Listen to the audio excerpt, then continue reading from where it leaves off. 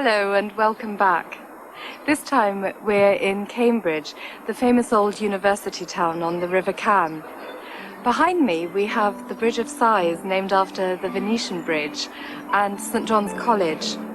There are about 30 colleges scattered around Cambridge and about 12,000 students.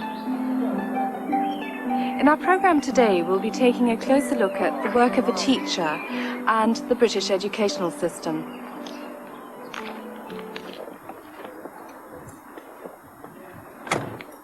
Good morning, my name is Phil Evans. I'm the head of the Sixth Form Centre here at the Netherhall School in Cambridge.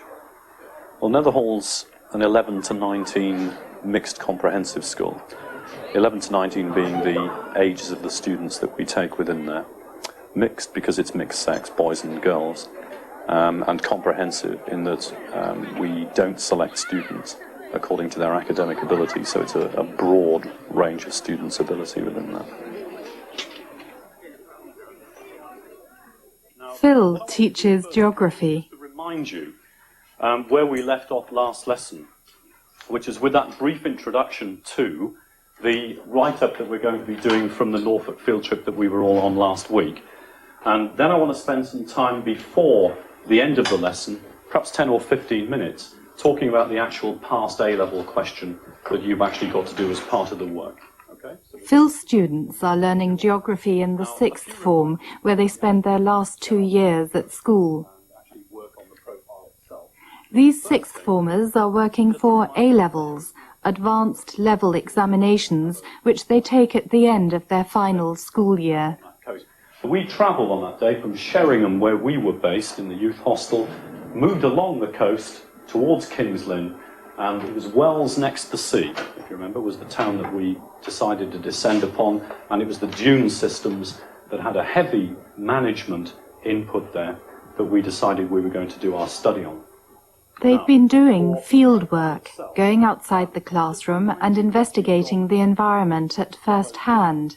This is an essential part of the A-level geography course. Because there's a lot of information, of course, to go with the exam question that you're going to need to refer to later in the lesson. Okay, Ed, you've got a question? Yeah, I'd like to ask you about the exam question, part C.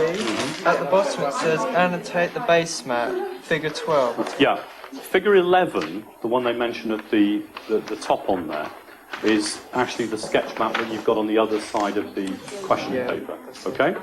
Now, obviously, the question in part C is asking you to do your own management plan. So 12 is simply a blank version of 11, which you okay? There's one each for you. I asked Phil whether he'd got any other job within the school. My main job, really, within the school, which probably takes up more of my time even than the geography teaching, is as the head of sixth form. What does that entail? Well, it's basically to be in charge of the day-to-day running and the planning and the management of the separate sixth form centre, which operates as part of the Netherhall School. Tell me what the sixth form is. It's a community within a community. I mentioned that the Netherhall School was a school for children aged 11 to 19, and the 16 to 19-year-olds are the sixth form within there. And we have very much separate accommodation, a different day to the rest of the students. They don't wear uniform, they have certain other privileges. And really the way in which the whole sixth form setup is managed within the school is very different from those students who are aged 11 to 16. So how do you actually become a sixth former? Well, at Netherhall School, it's a fairly simple process in that we only really do offer one type of course post-16. So for a student to progress at the age of 16, having done their first really public examinations, which are known as GCSE examinations, most students would do 8 or 9 in 8 or 9 subjects. And we would require that they have a minimum of 5 grade C passes or better in order to move on and study A-level. Although the recommendation always is that a student actually gains A or B grades, particularly in the subjects that they are studying at A-level. How many A-levels does a sixth former usually choose to take? Virtually all sixth form students would do 3 A-levels. although a small number would do 2 if 3 were too difficult and too demanding, but it would be a relatively small number who actually only end up doing 2. Let's have a look at some examinations. For secondary school students, there are 2 main examinations, GCSE, the General Certificate of Secondary Education, and A-Level, Advanced Level examinations. They take GCSE examinations when they're about 16 years old. They usually take 8 or 9 subjects in this exam, and the pass grades go from A to G. A is the best grade. Provided they get at least C grades in 5 subjects, they can go on to study for A-levels, which they take in their last year at school. When they're 18 or 19, they choose 2 or 3 subjects at A-level, and the grades they get will affect their prospects for further education and employment. I wanted to know whether students would choose A-level subjects which could help them at university or at work. Sometimes, but more and more subjects at university require a combination of subjects. Sciences or engineering, for example, or medicine would require maths, physics, chemistry, biology, or a combination thereof. Other courses like law and business studies, you can access those with a much broader range of subjects. They can be sciences, including mathematics, or they can be arts and humanities subjects. If a student opts not to go on to further education, will A-level results help him or her to find a job? There are many careers that require A-levels as a minimum. For example, trainee accountancy or surveying, but most jobs that would lead to a position of responsibility, some managerial responsibility, would invariably require A-levels as a minimum at entry. What sort of grades would a pupil need to get into university? Depends on the university, frankly, and depends on the subjects that are studied. Inevitably, there's a hierarchy of universities, a perceived hierarchy of universities in Britain, as there would be in all countries. So, from Oxford and Cambridge, for example, at the top of that hierarchy, then it really is as simple as straight A grades in order to gain access. If one looks at the traditional so-called red brick universities, civic universities in large cities that have long traditions and have been around for perhaps 100 years in most cases, then the offers are more likely to be 3Bs or 3C grades typically. So for entrance to Oxbridge, as the universities of Oxford and Cambridge are often called, a student should have 3 A grades at advanced level. Other universities like Manchester, Liverpool and so on, which are often called red brick because of their 19th century architecture, would require at least 3 Bs or Cs. There are also many new universities, some of them former polytechnic colleges, which have been given university status in recent years. They would require 3 Bs, Cs or Ds.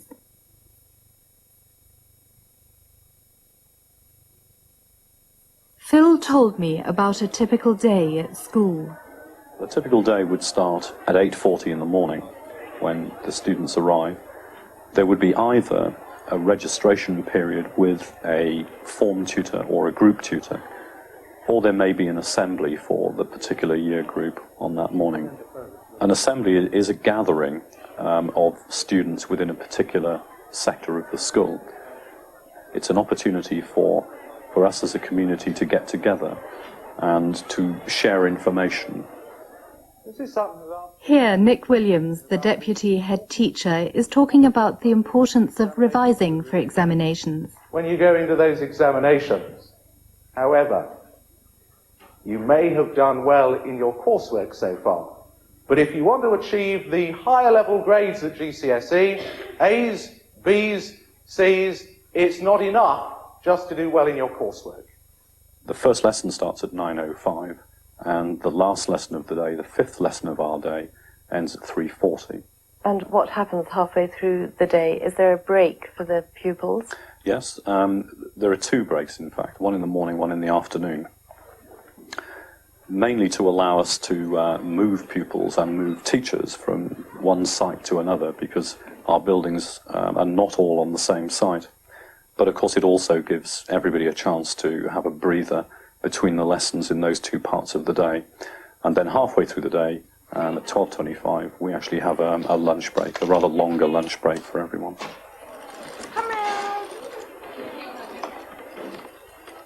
For their lunch break, most of the pupils take advantage of the canteen food which is on offer within the school.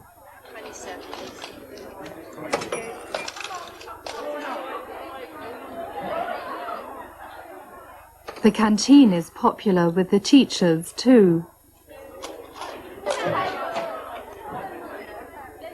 There's plenty of opportunity for students to socialise, to talk with friends and catch up with school gossip while having lunch.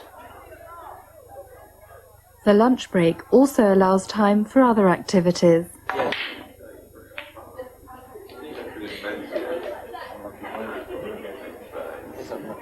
Some may choose to relax with a game of pool.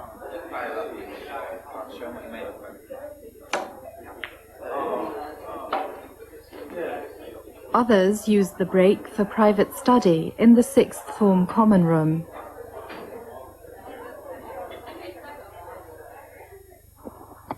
And there's usually time for an informal game of football. Iodine. Okay. Carolyn Dunn is assistant head of the sixth form. With thiosulfate, using your starch indicator, which will go from blue to clear. Carolyn works closely with Phil Evans. It's her job to keep him in touch with the progress of all sixth form students. You've got the funnels for filling up your burettes, small glass funnels. So you've got some iodine still present. I wonder what these students think of their future prospects. What are you going to do after your A-levels? I'm going to Cardiff University to study biochemistry for 4 years. Do you think that A-levels will enhance your job prospects? Yes, they will enhance job prospects a lot more than if you just had GCSEs. Do you know what you want to become eventually? Not really, probably something in the science field. Do you know what you want to become? I hope to study virology, but I'd like to go to the States to do that, hopefully. I'm not sure yet, though. What are your favourite subjects? English and geography. Probably history and English. What's the atmosphere like at school? It's very friendly and it's a comfortable working place. Yeah, I enjoy coming here. It's because it's friendly and I get to see my friends. What do you think about wearing school uniform? I think it's a good idea because it gives you a sense of identity and being in the school community as a whole. What about you? Do you like wearing your school uniform? I'd rather wear my own clothes to school because I think it's nicer to wear your own clothes. I feel more comfortable in them. School uniform is still quite common in Britain. I asked Nick Williams about its purpose. I think these days we'd probably justify school uniform in terms of it giving the pupils a sense of identity, we would hope. So perhaps it would develop that sense of them belonging to a particular school. Rightly or wrongly, a school which has a traditional school uniform is deemed by many parents to be a school with traditional values and good discipline and good order. Nick, can you give me a brief description of the British state educational system from primary school onwards? Yes, despite the fact that these days increasing numbers of infants go to nursery schools before the age of 5, compulsory school years begin at age 5 when children go to primary school. They remain at primary school until age 11, and then comes a big change. At age 11 they transfer to secondary. Probably the majority of students will actually go on to a school rather like this one at age 11, to a state secondary comprehensive school, which has both boys and girls, which has pupils from a range of different social backgrounds and of a range of abilities. But some pupils in different parts of the country may be facing different systems. For example, in some parts of the country, they still have selection at age 11, and the pupils will sit a public examination called the 11 plus, and depending on their performance in that, may go to a grammar school where the emphasis is very much academic, or may go to a secondary modern school where perhaps it's rather more vocational. But all pupils will go to a secondary school, whichever one that might be, until age 16. So the compulsory school years end at age 16. At that stage, there is more choice. Some pupils may choose to go into employment, but I have to say in recent years that's become an increasingly unattractive option. Increasing numbers of pupils now remain in full-time education. And most at 16, even if they stay on in full-time education, will change their school and go into a sixth form college. Some will go on to take advanced level courses, some will go on to take one of a range of vocational courses. Then at age 18 or 19, at the end of their further education, if they wish to, and if they have the ability, they may go on to higher education, primarily university. There's also another educational system which runs parallel to the state educational system. In what way does the private school system differ from the state school system? Well, there is one major difference, and that, of course, is that the private system is fee-paying. So if, for example, in this country you wish to go to one of our top private schools, I doubt whether you'd have much change from £10,000 or £11,000 a year. Private schools are not to the same extent subject to the diktats of the Department for Education and Employment. So they have rather more freedom when it comes to determining their curriculum and managing their pupils. And then finally, some private schools will also be boarding schools. So some private schools will actually have their pupils during term time for 24 hours a day, and they will house them overnight in boarding houses or in school villages. Parents pay fees to have their children educated at private schools. As a result, these schools can offer their pupils a different environment from state schools. For example, they can usually spend more money than state schools on facilities, both for teaching and for leisure activities. Many of them are boarding schools, where pupils live on the school premises instead of coming to school from home. And private schools have more control over their curriculum, the subjects which are taught, and how the teaching is organized.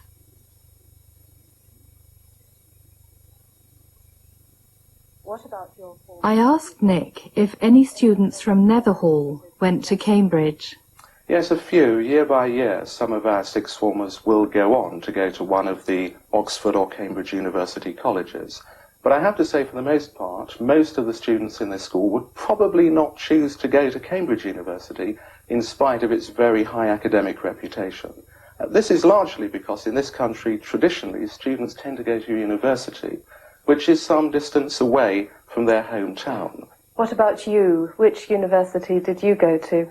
Well, I have to admit I went to Cambridge University. I was at Magdalen College, though I was brought up in South London, so that gave me my 60 or 70 miles away from my parents. Nick offered to show me around some of the colleges before I left Cambridge. But first I wanted to find out from Phil if he thought pupils had changed in the past few years. I think their experiences are very different compared to those of people of my era or yours, in that I think students nowadays, frankly, have far more pressures upon them. It's certainly more common for students to come from family backgrounds that don't traditionally have the stable two-parent type background. And I think also they're rather more sensitive as well, I tend to think, and more informed generally than students were years ago. What is the most rewarding aspect of your job? I think it has to be at the end of every year, when the students from my upper six classes finish with us and receive their examination results, and hopefully do well enough to progress on to the next stage in their education.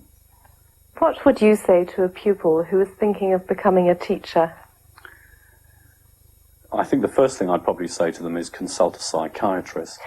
But to be serious, I think the same advice I would give to any student who was contemplating any career, which is to research it thoroughly and to be as sure as they can that it really will be the right career for them. And that's it. You simply sit and wait for the rest of the results.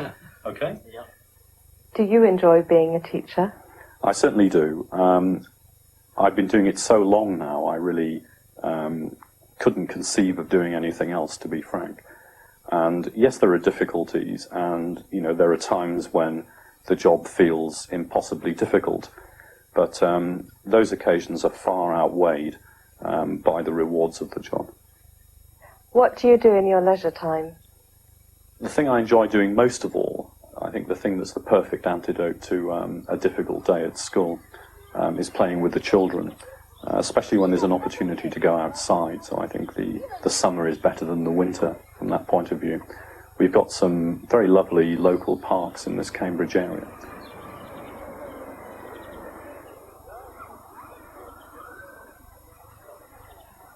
And going to the park or going on the swings with Rhiannon, whatever it may be there, that's probably my ideal way of spending a free hour. Really high. Really high?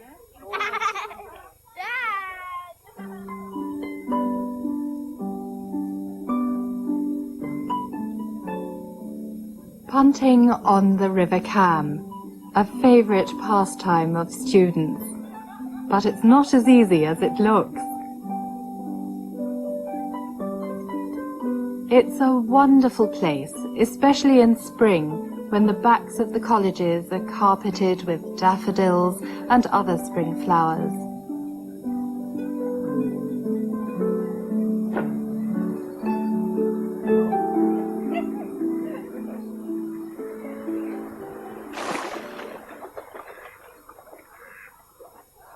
Before we leave Cambridge, let's take a look at this old town where the university is an important part of everyday life. Nick Williams showed me round some of the colleges. Here we have First Court of Christ's College, founded in the early 16th century by Lady Margaret Beaufort, the mother of King Henry VII. Above the entrance to the Master's Lodge is her coat of arms. Now we move on to St. John's College. St. John's was founded in 1511. The benefactor was the same as for Christ's College, Lady Margaret Beaufort.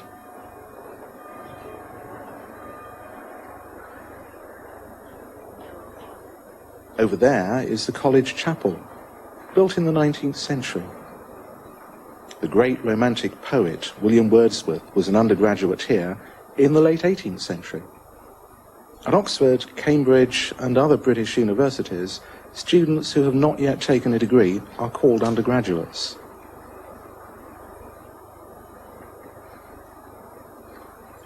This is Second Court, another superb example of Tudor red brick architecture. And interestingly, over the gateway we see the woman who actually endowed this court, Mary, Countess of Shrewsbury. Next, Trinity College, founded by King Henry VIII with the help of endowments from the monasteries he dissolved. This is Great Court of Trinity College. Trinity is the largest, the richest, and certainly the most famous of all the Cambridge colleges. And Great Court itself is the largest of all the college courtyards. Isaac Newton was an undergraduate here in 1661. He went on to become a fellow, that is, a member of the college's academic staff, and also a professor of mathematics at the university. It was here that he made his calculations, which transformed our understanding of the universe. This wooden bridge is commonly known as the mathematical bridge. It was believed at one time, quite falsely, to have been built without screws or bolts. This is Queen's College, founded in 1448 by Margaret, the wife of King Henry VI. We're in Cloister Court, with its superb late 16th century President's Lodge, and beneath that the 15th century cloisters, This college was attended by the great scholar Erasmus, who was here from 1510 to 1514. I don't think he liked Cambridge very much. He found it expensive, the weather was atrocious, and he thought the beer was what he described as weak and windy. However, he did say the women were of the kissable kind, so nothing really has changed in 500 years. Finally, King's College Chapel, one of the finest examples of the perpendicular style of Gothic architecture. That's the end of the programme. Nick and I are going into King's College Chapel now for Evensong. Don't forget to watch next time. Goodbye.